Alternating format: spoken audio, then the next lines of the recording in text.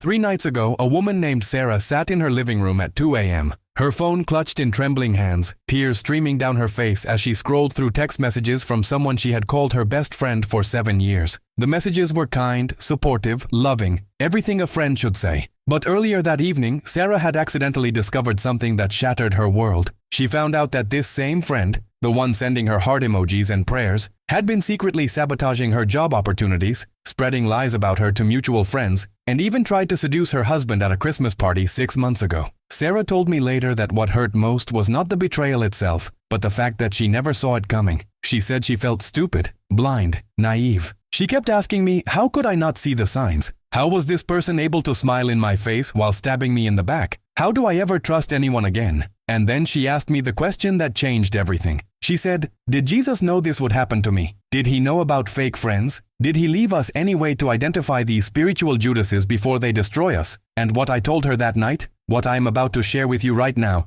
comes from a teaching that has been deliberately hidden, suppressed, kept away from ordinary believers, because religious authorities feared that if you knew this, you would become too spiritually discerning, too protected, too awake to their own manipulations. Jesus Christ himself, in the hours before his crucifixion, revealed to his disciples a specific spiritual sign, a supernatural marker that appears on every single fake friend, every spiritual Judas, every betrayer disguised as a companion. And when you learn to see this sign tonight, you will never be blindsided by betrayal again. Before I reveal this ancient technique that Jesus taught in secret, if you want continuous access to miraculous prayers and hidden knowledge like this, subscribe now and activate the bell, because what comes next will change your spiritual life forever, and you will not want to miss the next videos where I will reveal even more suppressed teachings that religious institutions have kept from you for centuries. In the next few minutes, you will discover exactly what this Judas sign looks like, how to identify it in the people around you right now, and most importantly, the immediate spiritual protection prayer that Jesus gave to Peter and John to shield themselves from these energy vampires and soul thieves who walk among us disguised as friends, family, co-workers, even spiritual leaders. This is not speculation, this is not metaphor, this is direct teaching from apocryphal texts that were removed from the Bible precisely because they gave too much power to ordinary believers. The Gospel of the Holy 12, the Secret Book of John, and the Pistis Sophia all contain references to this teaching. Fragments that, when pieced together, reveal the complete spiritual technology that Jesus used to identify Judas months before the betrayal, and the same technology he taught his closest disciples to protect themselves in a world full of wolves in sheep's clothing. But here is what the church does not want you to know.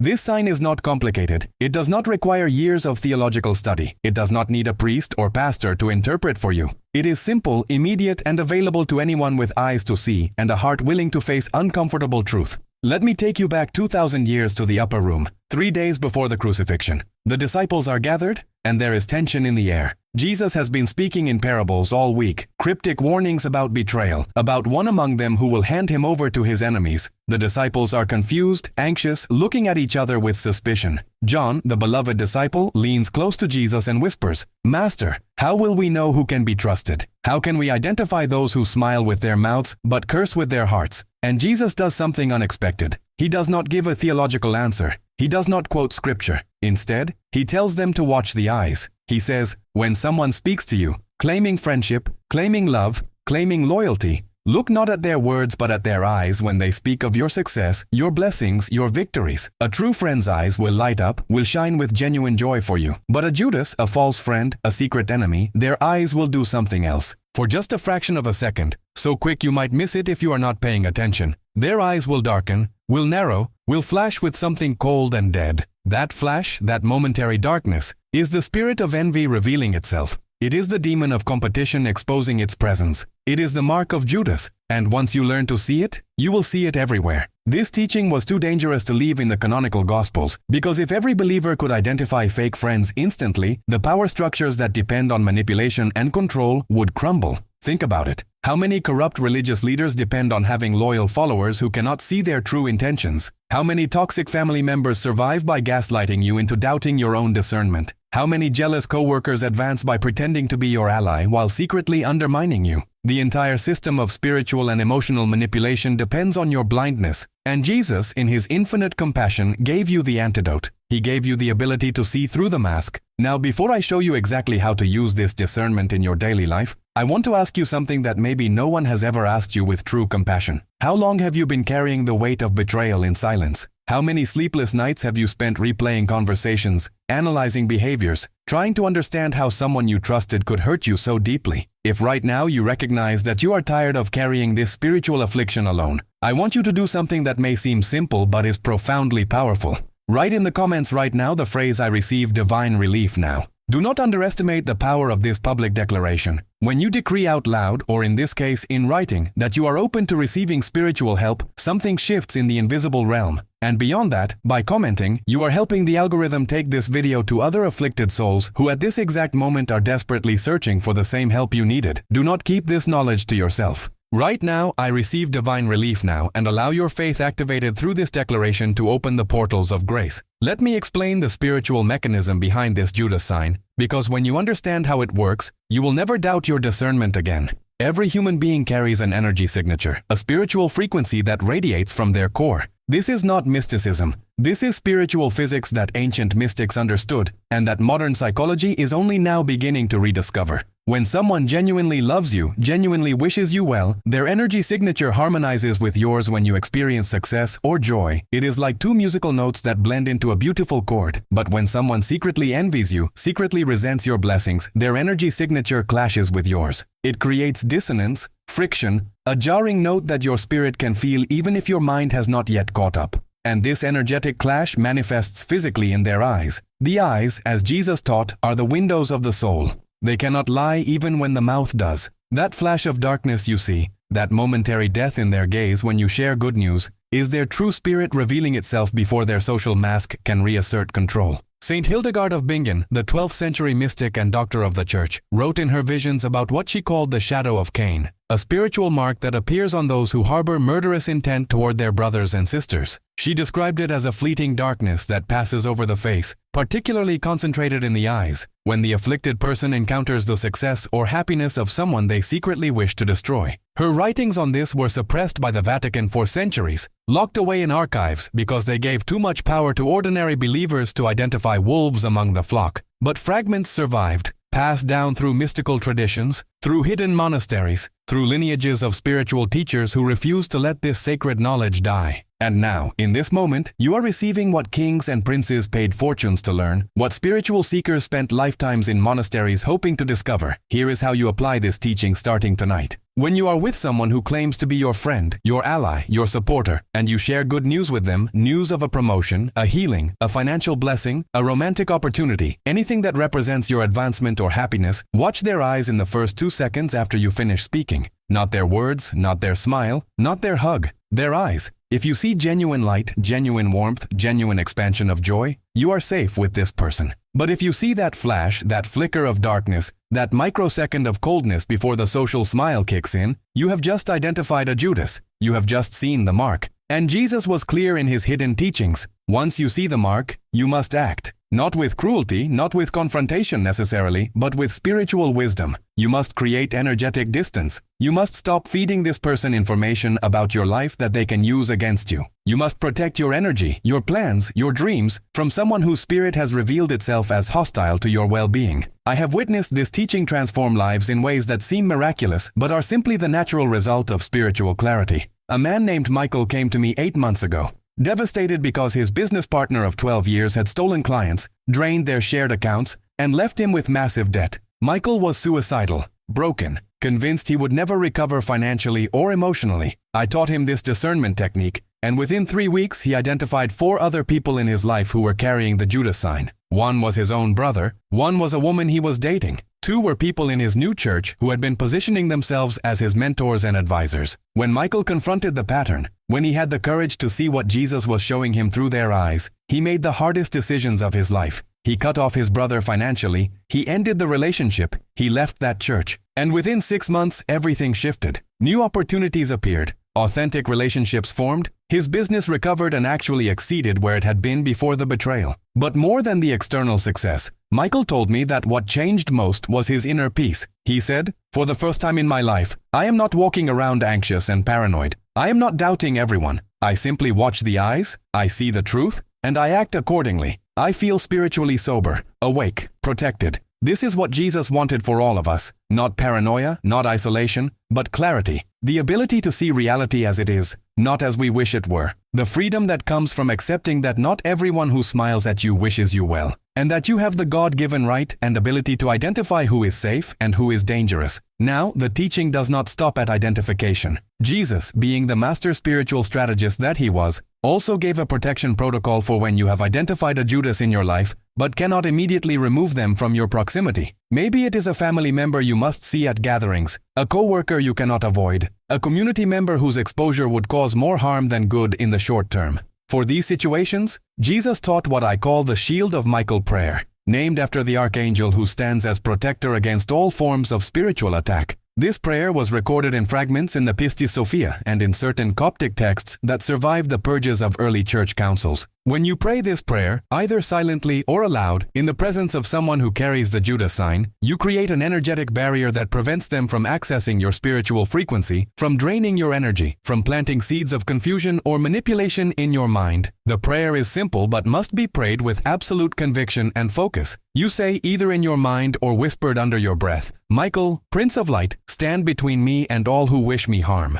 Let their words fall dead before reaching my spirit. Let their intentions return to them sevenfold. Let my path be hidden from their sight, and my blessings be invisible to their envy. I am sealed in divine protection. Nothing formed against me shall prosper." And then, this is crucial, you visualize a wall of blue-white light forming around your entire body, a crystalline shield that reflects back any negative energy directed toward you, while allowing only love and truth to pass through. You hold this visualization for at least 30 seconds while continuing to interact normally with the person. They will not know what you are doing, but you will immediately feel the shift. Their words will lose power over you. Their presence will no longer drain you. You will be able to see their manipulations clearly, almost as if you are watching a play, without being emotionally hooked or controlled. People who practice this technique report extraordinary experiences. A woman named Jennifer used this prayer for 3 months while navigating a divorce from a narcissistic husband who was trying to turn their children against her and destroy her financially through legal warfare. She told me that every time she had to be in the same room with him, whether in court or at custody exchanges, she would pray the Shield of Michael prayer and visualize the protective light. She said it was like watching him try to push buttons that no longer existed. He would say things designed to trigger her rage or her guilt,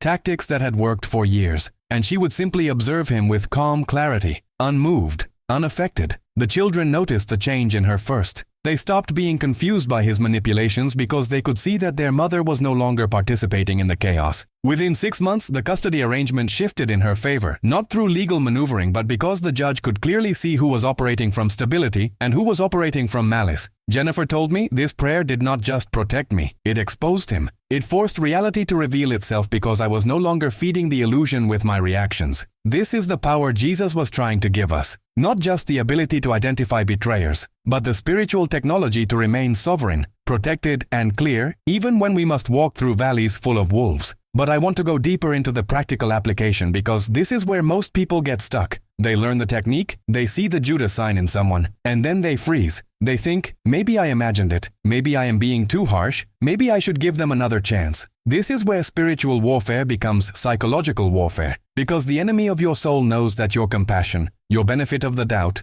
your desire to think the best of people, these beautiful qualities can be weaponized against you if you are not discerning. So let me be absolutely clear about something that might be hard to hear but is essential for your protection. When you see the Judas sign, you did not imagine it. Your spirit saw truth before your mind could rationalize it away. And giving someone another chance to prove themselves after their spirit has already revealed itself is not compassion, it is spiritual negligence. It is leaving the door open for a thief because you feel bad about having locks on your house. Jesus was not cruel when he identified Judas. He was wise. He knew that some people are so consumed by their own demons, their own envy, their own need to destroy what they cannot possess, that no amount of love or patience will change them. In fact, the more you try to win over a Judas, the more ammunition you give them to hurt you. This is a hard teaching, and it is precisely why religious institutions removed it from public access. They want you soft, naive, endlessly forgiving without discernment, because that makes you controllable. But Jesus wants you awake, sovereign, protected. If this information is already making sense and you feel like you have finally found real answers,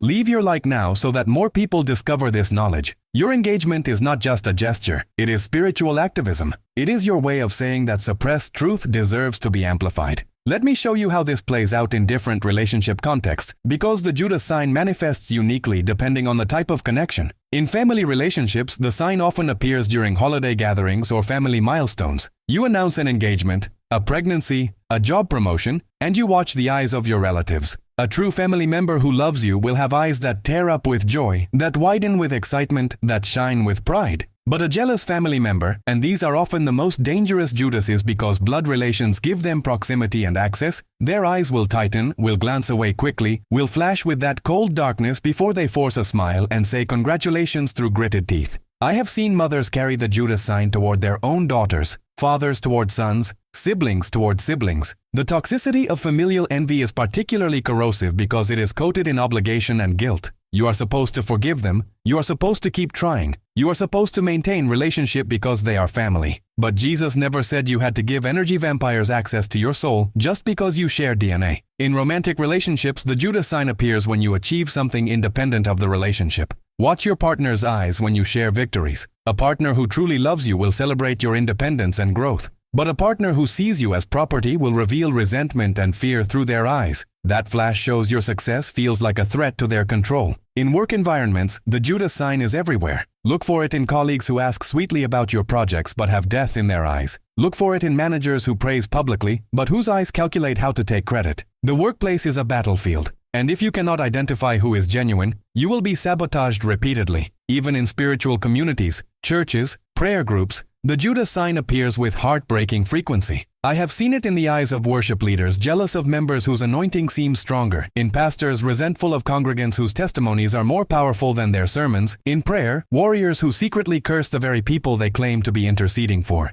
Religious environments are not exempt from human darkness, and in some ways they are more dangerous because the Judas hides behind a mask of holiness. They quote scripture while their eyes reveal murder. They lay hands on you in prayer while their spirit is sending curses. This is why Jesus said, "Beware of wolves in sheep's clothing." He was not talking about atheists or pagans. He was talking about people inside the faith community who use religious language to disguise spiritual violence. The application of this discernment must be immediate and unemotional. When you see the sign, you do not confront, you do not accuse, you do not try to change the person. You simply adjust your behavior accordingly. You stop sharing personal information. You stop seeking their advice or approval. You create polite but firm boundaries. You move them from the inner circle of your life to the outer periphery, or remove them entirely if possible. And you do this without guilt, without explanation, without needing them to understand or agree. Your spiritual safety is not up for negotiation or debate. Now, there is a deeper layer to this teaching that Jesus revealed only to his inner circle, and it involves understanding why Judases exist in your life in the first place. This is going to challenge some of your assumptions about spirituality, but stay with me because this revelation will set you free from patterns of repeated betrayal.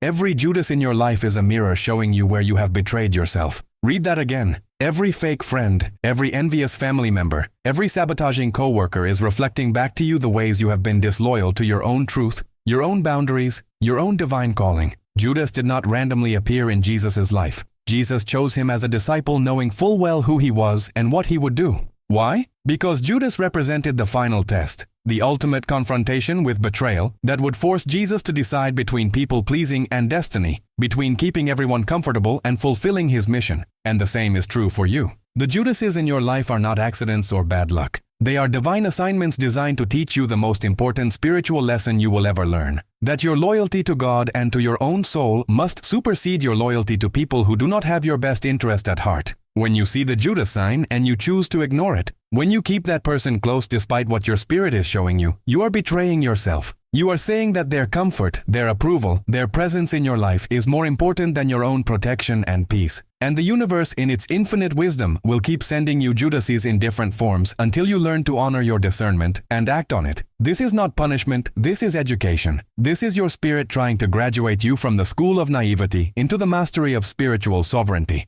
So when you identify a Judas, instead of just asking, "Why would they do this to me?" ask a deeper question. What part of me have I been betraying that attracted this energy into my life? Where have I ignored my intuition, compromised my boundaries, silenced my truth, diminished my light to make others comfortable? The external Judas is showing you the internal betrayal that needs to be healed. If you are not yet subscribed, subscribe now because next week I will reveal the 40-day spiritual cleanse that Jesus taught to Mary Magdalene for removing all toxic attachments and breaking soul ties with people who have drained your energy for years. This community has already helped thousands of afflicted souls find peace and protection, and I want to continue walking with you on this journey. Let me give you the complete protection ritual that combines discernment with energetic shielding and self-healing, because identifying the Judas is only the first step. You must also cleanse yourself of any spiritual residue they have left in your energy field and seal yourself against future attacks. This ritual takes 7 minutes and should be done every morning for 21 days if you are currently navigating a situation with an identified Judas. You begin in the morning before checking your phone,